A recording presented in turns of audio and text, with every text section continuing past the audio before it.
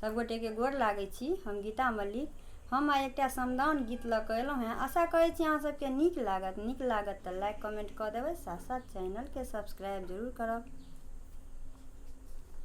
कथी बीनु सुना भेल बाबा के हवेलिया, बाबा के हवेलिया, कथी बीनु बगिया उदास, कथी बीनु बगिया उदास, बेटी बीनु सुना भेल बाबा के हवेलिया, बाबा के हवेलिया,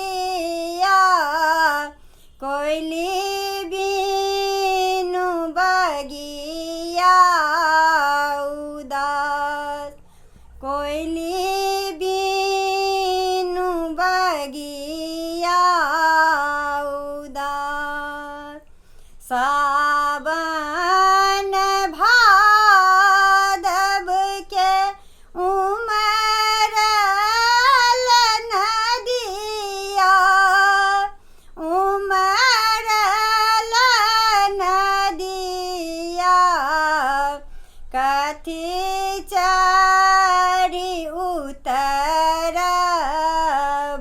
पार, कथी चढ़ी उतरब पार, सिकिया के चिड़ी चिड़ी बेरिया बनाएब, बेरिया बनाएब,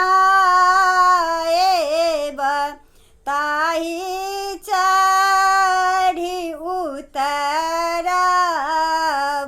पार, ताही चढ़ी उतरब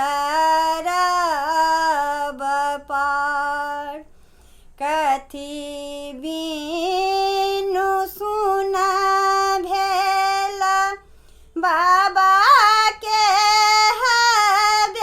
हवेलिया, बाबा के